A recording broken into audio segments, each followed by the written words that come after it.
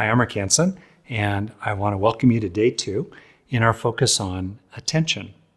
It's interesting that William James, who could be considered the godfather of American psychology, wrote something over a century ago that the education of attention would be the education par excellence.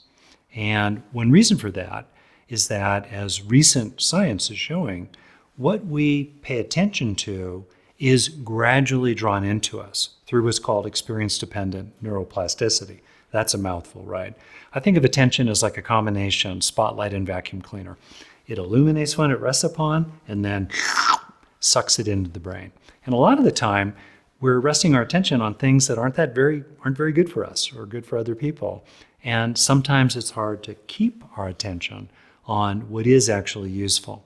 So it's really good to get greater regulation or management of the front end of who we are becoming, which is what we're resting attention upon.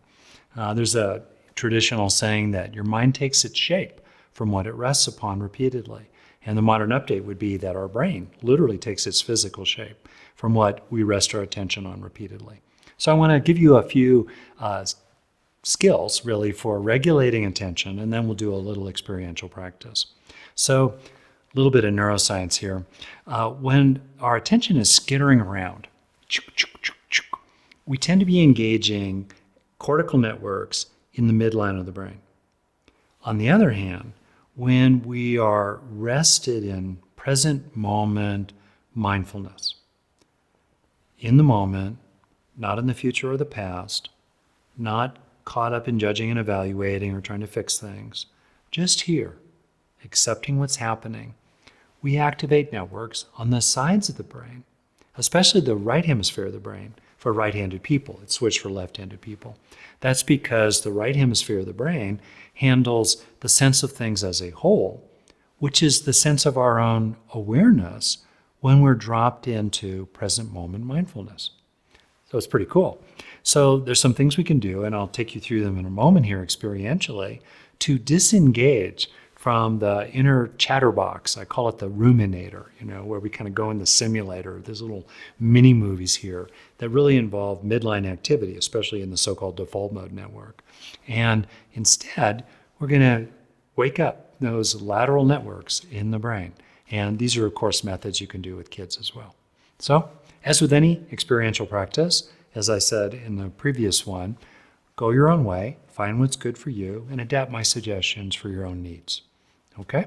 So, here we begin. Get a sense of being wherever you are.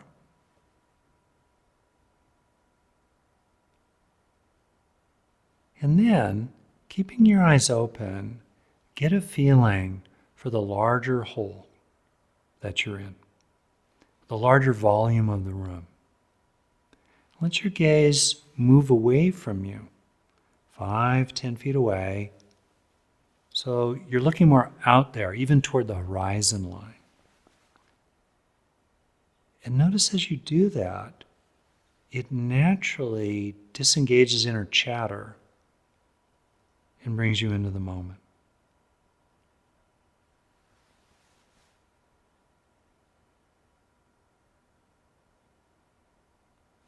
If you like, you can get a sense of your body as a whole. Even with some practice, a sense of abiding as a body breathing, as a whole body breathing. So you have a sense of your whole body all together as you breathe. Or if you like, starting with large areas of your body, like your torso, and then moving out from there. This too is a way to have a sense of wholeness.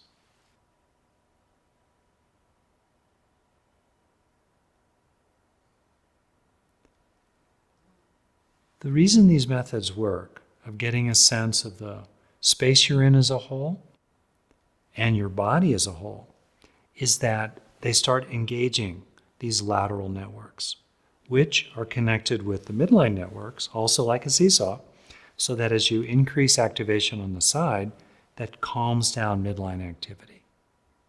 A last little suggestion here as we finish up is to get a sense of sensations.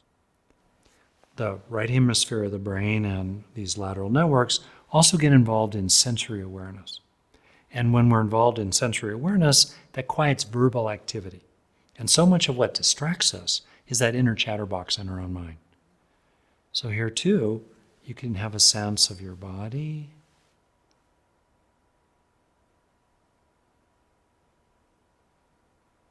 And even altogether, a sense of the sensations in your whole body in the larger volume of the space you're in.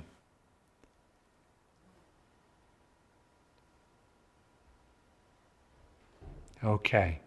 And it's nice to know you can do this practice on your own. You can teach it to kids. And I look forward to seeing you tomorrow.